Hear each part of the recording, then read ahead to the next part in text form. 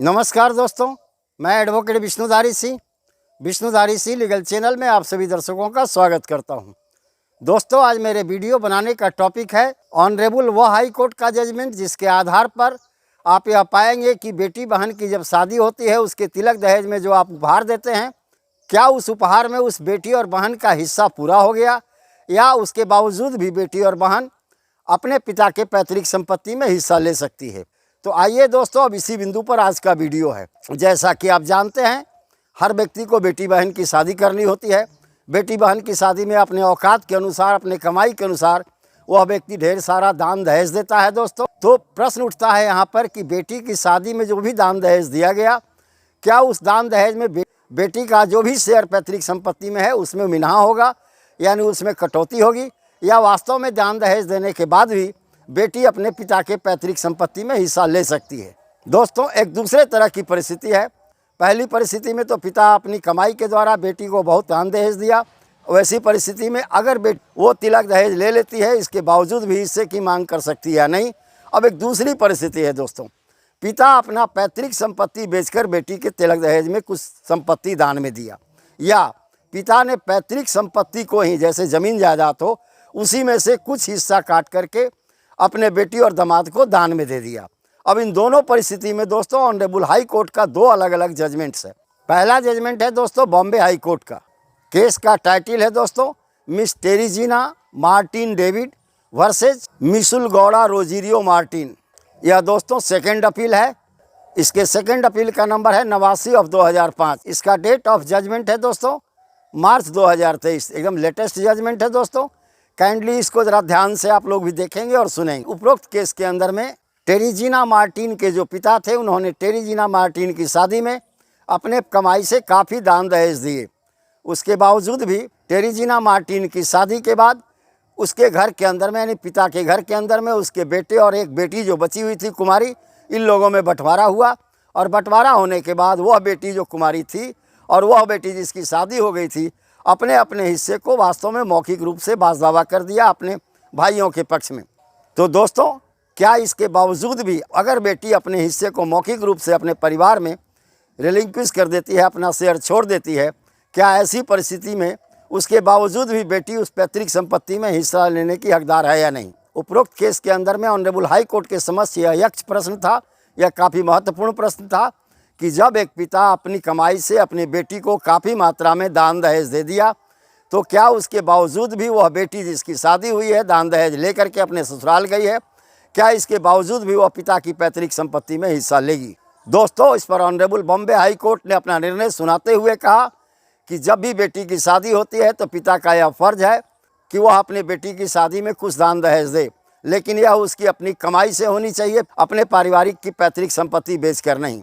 दोस्तों, जब पिता ढेर सारा संपत्ति उस बेटी को दान दहेज में दे दिया, इसके बावजूद भी बेटी के द्वारा यह केस करना कि मुझे अपने पिता की पैतृक संपत्ति में हिस्सा दिया जाए, क्या उचित है? ऑनरेबल बॉम्बे हाई कोर्ट ने इसी पर कहा कि चूँकि तिलक दहेज लेना और देना कानूनन अपराध है और पिता का यह फर्ज भी है कि जब बेटी की शादी हो तो अपनी बेटी की शादी में अपनी कमाई की संपत्ति से ढेर सारा दान दहेज दे। ऐसी परिस्थिति में उस बेटी का हिस्सा अपने पैतृक संपत्ति में समाप्त नहीं होता। जब भी वो बेटी चाहे टाइटल पार्टीशन सूट फाइल करके अपना शेयर अपने पिता की पैतृक संपत्ति में ले सकती है। इसके लिए बेटा का कोई भी ऑब्जेक्शन स्वीकार्य नहीं होगा। अब आइए दोस्तों, एक दूसरे बिंदु पर समझते हैं जहां पिता ने पैतृक संपत्ति को बेचकर बेटी को दान दिया था, या जहां पर पिता ने अपने पैतृक संपत्ति के कुछ हिस्से को, यानी पैतृक भूमि के कुछ हिस्से को अपने बेटी और दामाद को दान में दे दिया था। दोस्तों, अब ऐसी परिस्थिति में क्या बेटी फिर भी हिस्सा अपने पिता की पैतृक संपत्ति में लेगी? इसी पर एक मामला ऑनरेबल कर्नाटका हाई कोर्ट के समक्ष आया। दोस्तों, कर्नाटका हाई कोर्ट के समक्ष जो केस आया था, उस केस का टाइटल था दोस्तों श्रीमती हेमलता वर्सेज नागार्जुन वगैरह। इसका रिट पिटीशन नंबर था दोस्तों 39,982/2018। इस केस का डेट ऑफ जजमेंट है दोस्तों 16 फरवरी 2022। एकदम लेटेस्ट जजमेंट है दोस्तों। उपरोक्त केस में जब बेटी का विवाह हुआ था, यानी हेमलता की जब शादी हुई थी, तो उसके पिता ने अपने पैतृक संपत्ति में से कुछ हिस्से को, यानी पैतृक संपत्ति के जो बचे हुए ज़मीन थे उसमें से कुछ हिस्से को अपनी बेटी और दामाद को दान में दे दिया। दोस्तों, जब बेटी की शादी हो गई तो शादी के बाद बेटी हेमलता जो थी पुनः सिविल कोर्ट में मुकदमा फाइल की, दाखिल किया पार्टीशन सूट कि मुझे पिता की पैतृक संपत्ति में अपना शेयर चाहिए। इसमें बेटी का कहना था कि हिंदू उत्तराधिकार अधिनियम 1956 की धारा 6 के अनुसार 2005 के बाद बेटी और बेटा का समान रूप से पैतृक संपत्ति में हिस्सा है। दोस्तों, इस केस के अंदर में बेटा जो नागार्जुन है, जो ऑनरेबल हाई कोर्ट के अंदर में रेस्पोंडेंट था यानी उत्तरदाता था दोस्तों, उसका तर्क था कि चूंकि पिता की पैतृक संपत्ति में से कुछ हिस्सा को काट करके अपने बेटी और दामाद को दान में दिया गया, उस हिस्से को भी जो संपत्ति बेटी को तिलक और दहेज में दान के रूप में पैतृक संपत्ति में से दी गई, उस जमीन को भी या उस संपत्ति को भी इस बंटवारे की संपत्ति में शामिल किया जाए। अब दोस्तों, दोनों पक्षों के तर्क को सुनने के बाद ऑनरेबल सुप्रीम कोर्ट ने निर्णय दिया, चूंकि बेटी की शादी में बेटी और दामाद को पैतृक संपत्ति के कुछ हिस्से को काट करके दान में दी गई थी और उस पैतृक संपत्ति में भी बेटा का हक है, यानी बेटा का शेयर है। ऐसी परिस्थिति में उस पैतृक संपत्ति को जो बेटी और दामाद को दान में दी गई थी, उस संपत्ति को भी पैतृक संपत्ति का अंश माना जाए और जब भी बंटवारा हो तो उस संपत्ति को मिलाते हुए पूर्ण पैतृक संपत्ति को बेटी और बेटा के रूप में समान रूप से बांट दिया जाए। यानी दोस्तों, यहाँ पर ऑनरेबल हाई कोर्ट ने कहा कि अगर पैतृक संपत्ति में से कोई भी संपत्ति बेटी या दामाद को दान में दी जाती है तो उस संपत्ति को भी पैतृक संपत्ति में शामिल करने के बाद ही बेटा और बेटी के रूप में समान रूप से बंटवारा होगा, अन्यथा यह माना जाएगा कि बेटा के साथ नाइंसाफ़ी हुई।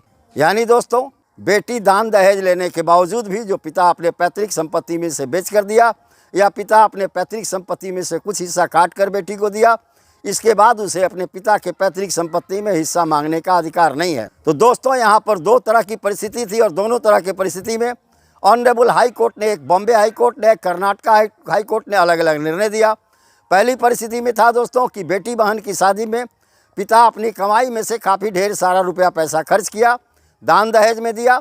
तो ऐसी परिस्थिति में ऑनरेबल बॉम्बे हाई कोर्ट ने कहा कि चूंकि पिता का यह फर्ज है कि अपनी बेटी की शादी में उसे कुछ दान दहेज दे, तो ऐसी स्थिति में पिता की निजी कमाई से की गई जो भी खर्च है उसमें किसी भी तरह का बेटा का हक नहीं बनता, यानी बेटा को शेयर उस संपत्ति में नहीं मिलेगा। वो जो मूल संपत्ति बची हुई है पैतृक संपत्ति पिता के पास, उसमें बेटी को भी समान हक दिया जाएगा बेटे के समान। लेकिन जब परिस्थिति दूसरी होती है दोस्तों, जहाँ पर पिता अपना पैतृक संपत्ति बेचकर बेटी को दान दहेज में देते हैं या पिता अपने पैतृक संपत्ति को काट करके उस ज़मीन के कुछ हिस्से को अपने बेटी और दामाद को दान दे देते हैं या दहेज में दे देते हैं उसकी शादी में, ऐसी परिस्थिति में दोस्तों जो भी संपत्ति पैतृक संपत्ति में से काट कर बेटी बहन या उसके दामाद को दी गई है दान में, उस संपत्ति में भी बेटा का शेयर होगा। अगर ऐसी परिस्थिति आपके साथ भी है तो आप न्यायालय में यह मांग कर सकते हैं कि चूंकि मेरे पिता ने जब अपनी बेटी की शादी की थी उसमें अपने घर के पैतृक संपत्ति को बेचकर उसमें दान दिया था या पैतृक संपत्ति बेच करके उसमें लगाया गया था या पैतृक संपत्ति का कुछ अंश काट कर उसे दान दी गई थी, तो निश्चित तौर पर माने दोस्तों उस संपत्ति को भी शामिल किया जाएगा बंटवारा में जो संपत्ति बेटी को दान दहेज में पैतृक संपत्ति से काट कर दिया था। यानी उस संपत्ति में बेटे के भी हक को, बेटे के भी शेयर को ऑनरेबल कर्नाटका हाई कोर्ट ने स्वीकार किया है। दोस्तों, इन दो परिस्थितियों में दोस्तों दोनों तरह का अलग अलग निर्णय है। इससे यह साबित होता है कि पिता अपने निजी कमाई से जो भी संपत्ति बेटी की शादी में खर्च करे उसमें किसी बेटा और बेटी को शेयर मांगने का हक नहीं है। लेकिन अगर पिता अपने पैतृक संपत्ति में से कुछ हिस्सा दान में देता है तो उस संपत्ति में भी बेटा और बेटी का समान हक है। उस संपत्ति को मिलाने के बाद ही बेटा और बेटी को समान रूप से उस संपत्ति में हिस्सा मिलेगा। इन दोनों परिस्थितियों की विवेचना ऑनरेबल दो हाई कोर्ट के जजमेंट्स के द्वारा मैंने आपको समझा दी। अगर आपके पास किसी भी तरह का पैतृक संपत्ति में से बेटी की शादी में खर्च हुआ हो तो उसमें आप अपने हिस्से की मांग न्यायालय में कर सकते हैं। तो धन्यवाद दोस्तों, यहीं पर मेरा यह वीडियो संपन्न हुआ।